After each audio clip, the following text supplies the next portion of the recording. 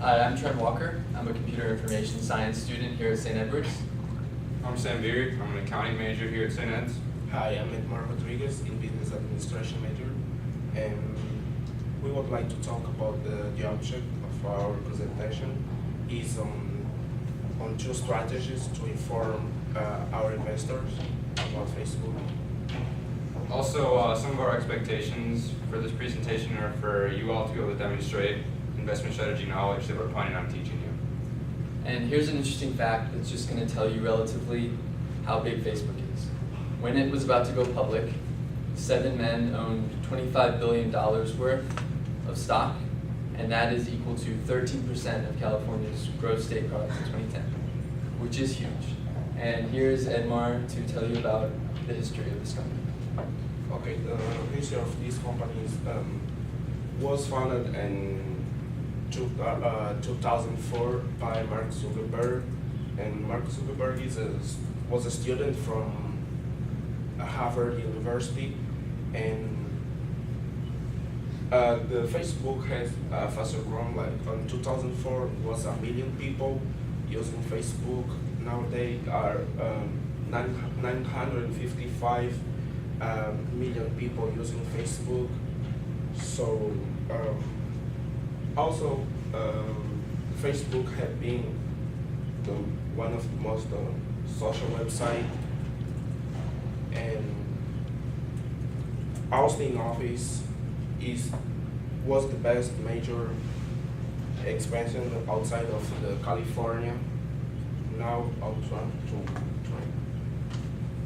talk about the future of Facebook. So there's 3 main reasons why Facebook is going to have a strong future. The first one is that they just have a huge user base. According to CNET, they have 955 million users, and that's just a lot. And as you all know, when you go and you make a Facebook account, you type in all of your interests, your hobbies, where you were last weekend, or in other words, things that you might buy.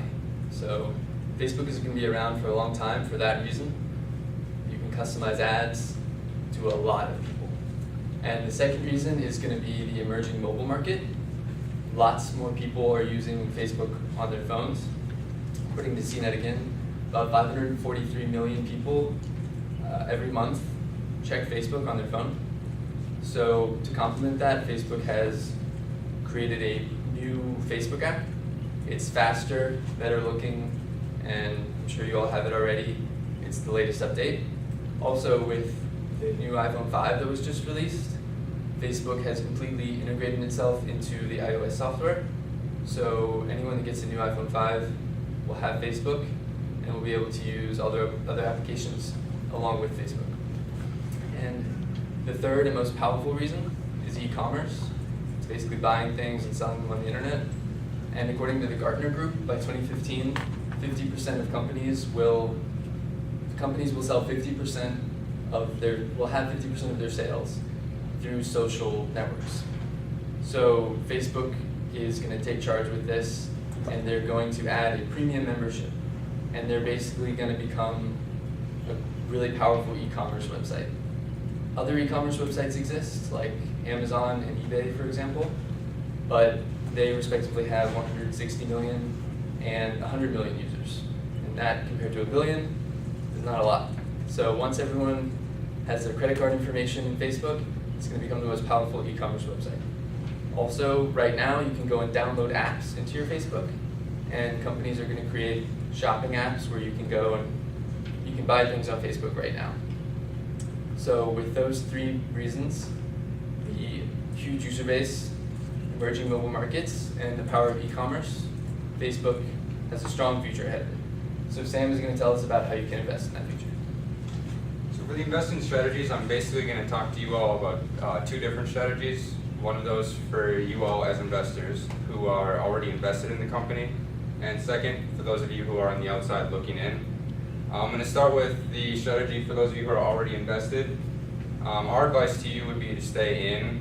For one, Mark Zuckerberg, the CEO of Facebook, has tons of confidence in his own company. So that tells you and anyone as an investor that he's confident in his company's plan to increase revenue, increase profits, and increase the stock prices for all of his investors. Secondly, the new proceeds and resources that Facebook is gaining from going public, going from almost 1 million in revenue to 14 million, so, over tenfold in that, they're going to be able to do some extraordinary things. For one, they're going to be able to bring in more talented people on top of the talented people they already have, and that's going to create an infrastructure that almost no one can compete with in today's world. Now, their infrastructure is going to allow them to expand into other business services, and it's just going to do nothing but add growth to the company and future longevity. Thirdly, the massive user base as Trent said is probably Facebook's greatest asset. With over 900 million people, you could see how other businesses would want to tap into that significant audience, especially since Facebook users are not your typical users. If you think about it, almost all of them engage in the platform and are active Facebook users daily. So other companies are going to want to tap into that audience because they know that on a daily basis they're going to be able to reach out to who they're trying to reach out to and possibly increase sales.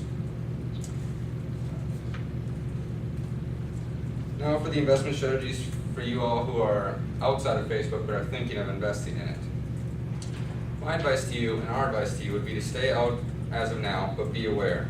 Daniel Riccardo, president of Quaker Wealth Management, stated that over 2/3 of initial public offerings sell for less a year later than when they first came out.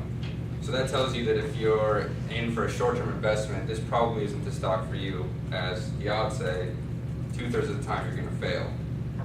But that doesn't necessarily mean that there is no opportunity at all. Like he said, like Trent said and I said, the user base is probably the greatest asset they have. The company has a bright future, and the stock prices right now are steadying right around $20 per share.